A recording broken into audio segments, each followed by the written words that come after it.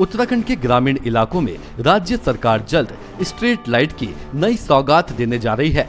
मुख्यमंत्री त्रिवेंद्र सिंह रावत ने कहा कि प्रदेश में 8000 ग्राम पंचायतें हैं और ये देखने में आया है कि ग्रामीण इलाकों में अंधेरे के समय गुलदार स्थानीय लोगों को शिकार बनाता है।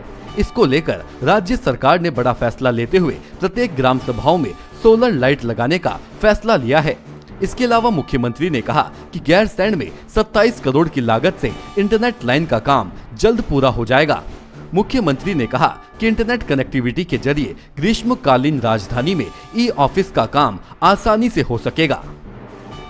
देखिए, हमारे यहाँ राज्य में लगभग 7,500 गांव सभाएं हैं या ग्राम पंचायतें हैं। 15,000 से अधिक गांव हैं। इन सभी गांवों में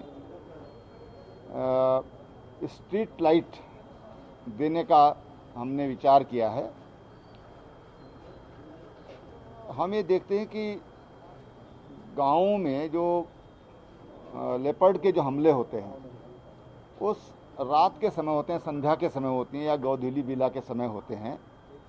ऐसे में जब गाँवों में रोशनी रहेगी तो ये अटैक काफ़ी कम होने की संभावनाएं हैं। ऐसा माना जाता है कि लेपर्ड जब हमला करता है तो अंधेरे का लाभ उठाता है। तो हमारी ये कोशिश है कि जो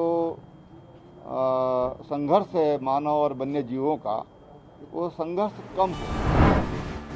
खबर देहरादून से है, जहां महानिदेशक अपराध एवं कानून अशोक कुमार ने बीते रोज उधम सिंह नगर में हुई घटना पर दुख जताया है। अशोक कुमार ने कहा कि जिन सीपीयू पुलिसकर्मियों द्वारा युवक पर गंभीर चोट लगने का आरोप लगा है, उन पुलिसकर्मियों पर कार्रवाई की गई है। साथ ही उन्होंने कहा कि एक सब इंस्पेक्टर, 2 हेड कांस्टेबल पर कार्रवाई की गई है और उन्हें निलंबित भी कर दिया गया है। साथ ही अशोक कुमार ने कहा कि जिस युवक को चोटें आई हैं, उसका इलाज किया जा रहा है। साथ ही उन्होंने ये भी कहा कि कुछ लोगों पर पुलिस द्वारा शांति भंग करने पर भी सख्त से सख्त कार्रवाई की जा रही है।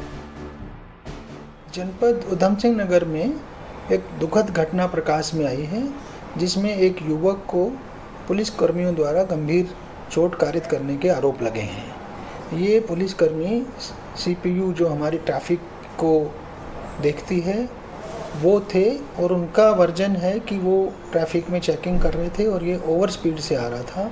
उसको उन्होंने रोकने का प्रयास किया, उसमें इसको ये चोट लगी है।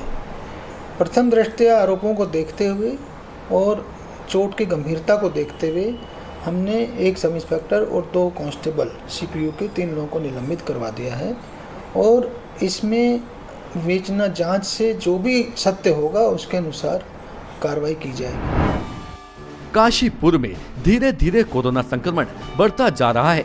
अब इसने कोरोना योद्धाओं को भी अपनी चपेट में लेना शुरू कर दिया है।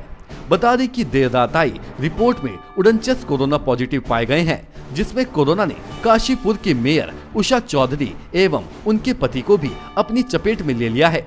नगर निगम मेयर के साथ साथ आज एक डॉक्टर भी कोरोना पॉजिटिव पाया गया है, जिसके बाद पूरे शहर में हड़कंप मच गया है। उत्तराखंड में बोर्ड परीक्षाओं के परिणाम 29 जुलाई को बोर्ड मुख्यालय रामनगर में घोषित किया जाएगा। प्रदेश के शिक्षा मंत्री अरविंद पांडे बुधवार सुबह 11 बजे परीक्षा फल की घोषणा करेंगे। इसी क्रम में मुख्यमंत्री त्रिवेंद्र सिंह रावत ने प्रदेश के सभी परीक्षार्थियों को शुभकामनाएं दी हैं। दरअसल देश दुनिया समेत उत्तराखंड में कोरोना का कहर जारी है, लिहाजा उत्तराखंड बोर्ड की परीक्षा से लेकर रिजल्ट घोषित करने के कार्यक्रम में भी बदलाव करना पड़ा। सभी जो परीक्षार्थी छात्र हैं जिनका कल परीक्षा परिणाम आने वाला है, उनको मेरी बहुत शुभकामनाएं हैं। वो धैर्य के साथ अपने परीक्षा परिणाम को सुने और अपने आगे की उनको क्या करना है उस पर विचार करें। राजस्थान में जारी सियासी घटनाक्रम को लेकर जहां बीते रोज कांग्रेस ने राजभवन कूच किया, तो वहीं कांग्रेस के कूच को लेकर शहरी विकास मंत्री मदन कौशिक ने कांग्रेस पर निशाना साधा है।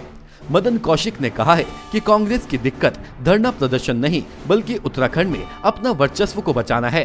साथ ही मदन ने कहा कि कांग्रेस ने जनता से जुड़े हुए किसी भी मुद्दे को विपक्ष के रूप में लेकर सरकार के सामने नहीं आई है, जबकि कांग्रेस को जनता के हितों को लेकर लड़ाई लड़नी चाहिए।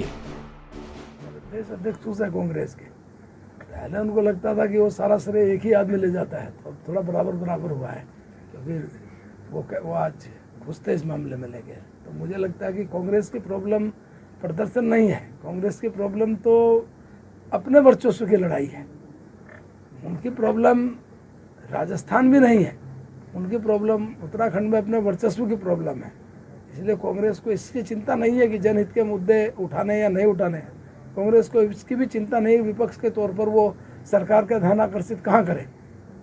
कांग्रेस की प्रॉब्लम केवल उनके जो एक वर्चस्व की लड़ाई चल रही है उसको कवर करने की है, और यही कारण है कि पिछले इतने दिनों में कांग्रेस एक भी जनहित का मुद्दा सरकार के सामने उठाने में असफल रही।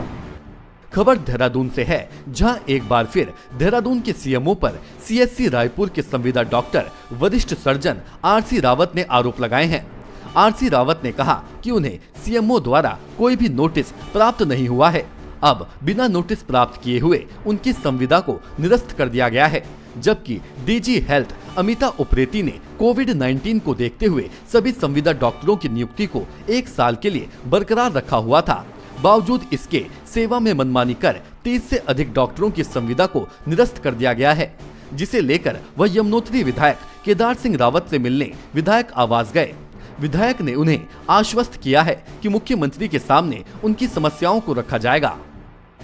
मेरे पे तो मुख्य चिकित्साधिकारी का ही आदेश है ना, और जिसमें डीजी और शासन के उसका मतलब शासनादेशों का विवरण है, पर डीजी की तरफ से इसमें कोई नोटिंग नहीं है। मतलब जो डीजी की तरफ से जो आता है कि मतलब समाप्ति या नियुक्ति, डीजी की तरफ से अलग से ऊपर कोई नहीं है, सिर्फ मतलब मुख्य चिकित्साधिकारी का पत्र है। नहीं सर, मैंने अपना मामला तो शासन में पहले लगा दिया था, जब मुझे मतलब ये पता लगा कि यहाँ पे ये इस तरह के संविदा और विशेषज्ञ चिकित्सकों को हटा रहे हैं, तो उसी शासनादेश के तहत मैंने 7 जुलाई को शासन में अप्लाई किया और वहाँ से मुझे यथावत रखा गया। नहीं, वो कह रहे हैं कि मैं इन सब मामलों को मुख्यमंत्री से मतलब वार्ता करूँगा।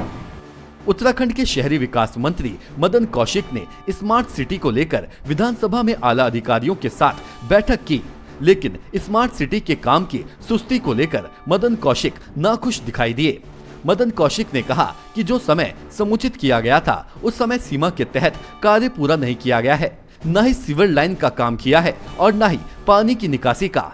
हालांकि मदन कौशिक ने कहा कि 4 माह कोरोना के चलते स्मार्ट सिटी का काम नहीं हो पाया है, लेकिन जल्द ही काम शुरू कर दिया जाएगा। स्मार्ट सिटी का कुछ पार्ट है जिसकी मैंने प्रोग्रेस जाननी चाहिए आज, तो अभी प्रोग्रेस तो उतनी नहीं है। कोविड के कारण इन्होंने कहा कि हम 4 महीने काम नहीं कर पाए, इस कारण से वो काम अभी शुरू नहीं हो पाया। चाहे वो स्मार्ट रोड का काम हो, स्मार्ट रोड के अंतर्गत डक्ट का काम हो, या सीवरेज का रिप्लेसमेंट हो, या पानी का रिप्लेसमेंट हो, या प्लेयर ग्राउंड का काम हो, ये सारे ऐसे काम थे जो अभी नहीं हो पाए। तो अभी इस संबंध में समय जो पहले तय था संभव तो उस समय तक तो पूरा नहीं हो पाएगा। अब देखते हैं कैसे अभी आगे बात बढ़ेगी, लेकिन फिलहाल जो प्रोग्रेस है वो उतनी उत्साहजनक नहीं है जितनी इन्होंने डेट दी थी। अब कोविड के कारण काम शुरू नहीं कर पाए, तो काम के उसके बाद शुरू ना होने के कारण अभी थोड़ी दिक्कत है, लेकिन मैं समझता हूँ कि हो सकता है कि आने वाले कुछ समय में वो काम स्पीड पकड़ेगा।